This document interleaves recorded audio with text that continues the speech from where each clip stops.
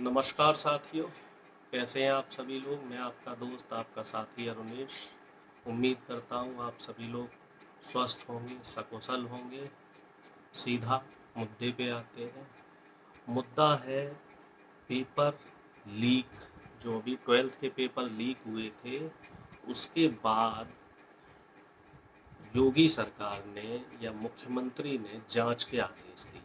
जांच के आदेश देने के बाद जो कार्रवाई है, वो कार्रवाई गुनहगारों पे होनी चाहिए, जो उसमें अपराधी हैं उस पे होनी चाहिए। ऐसा ना हो कि कार्रवाई हो रही है जिस पत्रकार ने इस खबर को चलाया। जी, पत्रकार का नाम है दिग्विजय बाबू और बलिया की ये घटना है। निर्भीक पत्रकार है और उसको जेल में डाल दिया गया। तो आज इसी पे चर्चा करते हैं। का संवाददाता हूं नगरा से। नगरा क्षेत्र में, भीमपुरा क्षेत्र में, भिलतरा रोड क्षेत्र में धड़ल्ले से कापियां परीक्षा केंद्रों पर यूपी बोर्ड की लिखी जा रही थी। मैंने अपने सूत्रों के आधार पर संस्कृत हाई स्कूल का हल पेपर सूत्र से लिया और इसके बाद उसको अपने अखबार को अमर उजाला को भेज दिया। वह अखबार में छपा, विधिवत छपा, जो वायरल कॉपी थी उसके साथ छपा। दूसरे दिन जो है कि नहीं, कहीं से अमर उजाला को अंग्रेजी का पेपर मिल गया, वो भी जो है कि ना छपा। इसके बाद बलिया प्रशासन की पोल खुल गई। जो डीएम कहता था कि हम बुलडोजर चलवाएंगे, नंगा करके सबको नंगा करेंगे, वो खुद नंगा हो गया। जिला विद्यालय निरीक्षक नंगा हो गया और गुस्साए हुए मेरे अखबार के अजीत कुमार ओझा और मुझ पर मुकदमा कायम कर दिया। यह आपराधिक कृत्य है, आज भी नकल नहीं रुका है। तो सीधा मुद्दे पे आते हैं और शुरुआत करते हैं। दोस्तों, पिछले कुछ सालों से, 7 से 8 सालों से एक ऐसा माहौल तैयार हो रहा है कि सरकार की कथनी कुछ और रहती है, सरकार कहती कुछ और है, बयान कुछ और देती है, लेकिन लाइन ऑफ एक्शन जो उनकी करनी है, जो इनके हिडन एजेंडाज हैं, वो कुछ अलग है। कैसे? किसान आंदोलन से समझ लीजिए।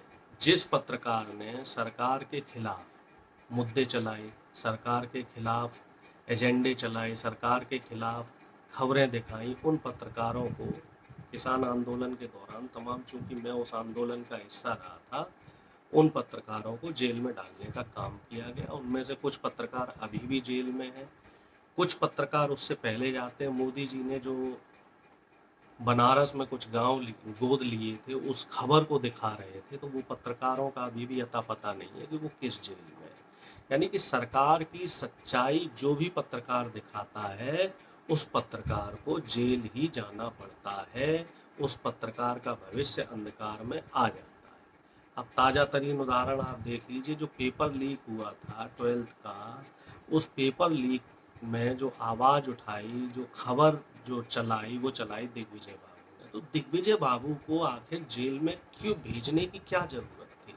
उनके ऊपर क्या अपराध था? उन्होंने क्या अपराध किया था जो आप उसे जेल भेज रहे हैं? और ऐसे व्यक्ति जो उसमें संलिप्त थे, ऐसे व्यक्ति खुले क्यों घूम रहे हैं? इसी तरीके का एक पैटर्न है लखीमपुर खीरी में। अजय टैनी का लड़का, वो जमानत पे रिहा क्यों है, जबकि पर्याप्त साक्ष्य हैं कि उस घटना में कौन शामिल था। वो लोग, जो लोग उस घटना में शामिल रहे, वो लोग बाहर हैं, और जो उसमें जिसने आवाज़ उठाई उस कांड में, उनको जेल में डाल दिया गया। तो इस तरह का जो मापदंड है, ये साफ तौर पे बता रहा है कि सरकार की आखिर मंशा क्या है। तो इस तरह का आवरण लगाने की क्या ज़रूरत है? आप साफ बोल दीजिए कि साहब ये तो हिटलर शाही है, यहाँ जो हमारे खिलाफ आवाज़ उठाएगा उसको जेल में ठूंस दिया जाएगा। अब हम बात कर लें शिक्षकों की। जो 69,000 भर्तियाँ हुई थी, उसमें जो जिस शिक्षक ने आवाज़ उठाई सरकार के खिलाफ, जिस पत्रकार ने सच्चाई से उस खबर को दिखाया, उसके खिलाफ मुकदमे कर दिए गए, उसके खिलाफ केस कर दिए गए, वो अभी जेल में है। तो इस तरह का जो मापदंड है, तो फिर सरकार ये क्यों कहती है, ये मापदंड क्यों बनाती है कि हमारे यहाँ जो अपराधी हैं वो सुरक्षित, अपराधी जो है वो जेल में है और जनता सुरक्षित है, जबकि हो इसके विपरीत रहा है। अपराधी तो बाहर बेखौफ घूम रहे हैं। हाँ, बात यह है कि उन्होंने भारतीय जनता पार्टी का संरक्षण ले रखा है। कुल मिला जुला के बात यह है कि अगर आप भारतीय जनता पार्टी का संरक्षण ले लेते हैं तो आप सुरक्षित हैं, और अगर आप भारतीय जनता पार्टी के विरोध में सच्चाई दिखा रहे हैं, खबरों को चला रहे हैं, मुद्दों को उठा रहे हैं, आवाज़ उठा रहे हैं, तो आप जेल के अंदर रहेंगे।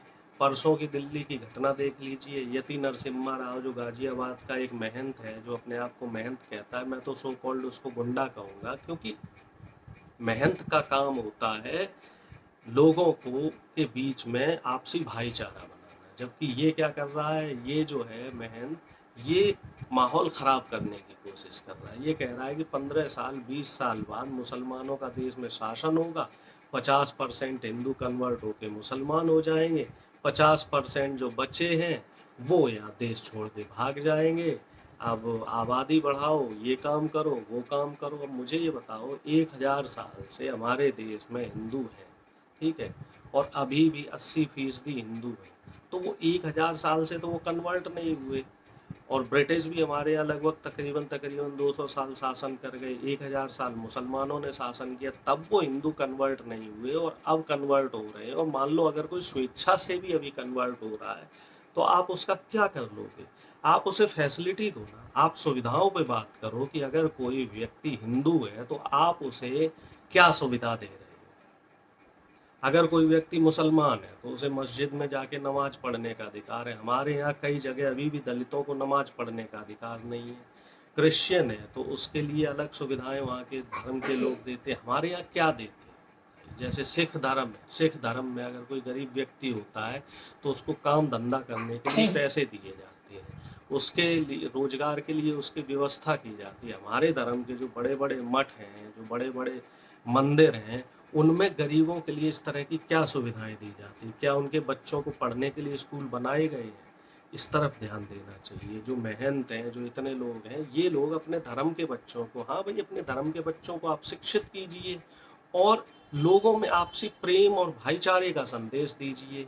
अब इसी तरीके से जो इनको संरक्षण मिल रहा है, इनको सरकार से संरक्षण मिल रहा है, और जो गलत नीतियों को सरकार के बीच में लेके आ रहे हैं उनको जेल में डाला जा रहा है। तो मुझे तो ये समझ में नहीं आ रहा है कि सरकार क्या करना चाह रही है। क्या जो नफरत की राजनीति है, क्या इस नफरत की राजनीति का कोई हल नहीं है? और विपक्षी पार्टियां क्या कर रही हैं? मेरा सवाल इस समय विपक्षी पार्टियों से है।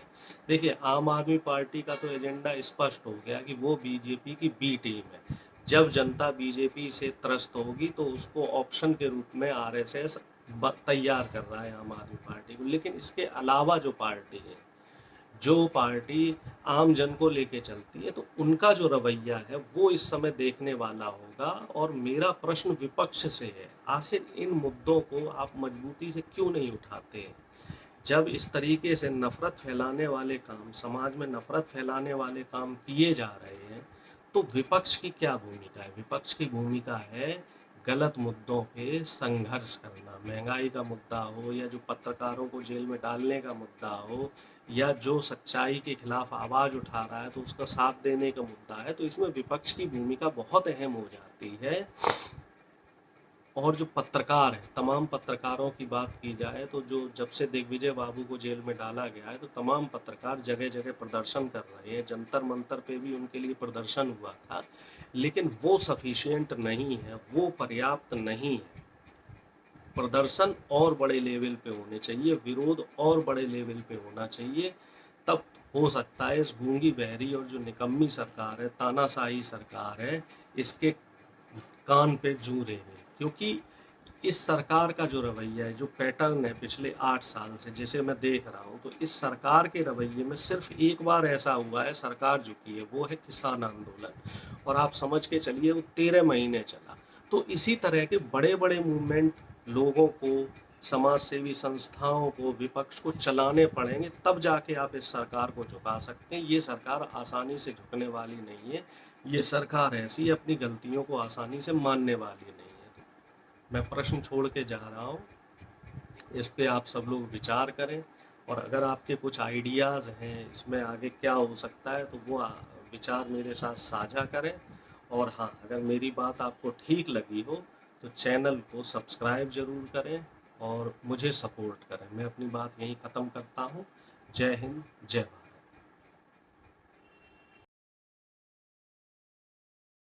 वीडियो पसंद आई हो तो वीडियो को लाइक करें, चैनल को सब्सक्राइब करें, सब्सक्राइब बटन के साथ लगे नोटिफिकेशन बेल आइकन को भी दबा दें ताकि आप हमारी हर वीडियो से अपडेट रह सकें।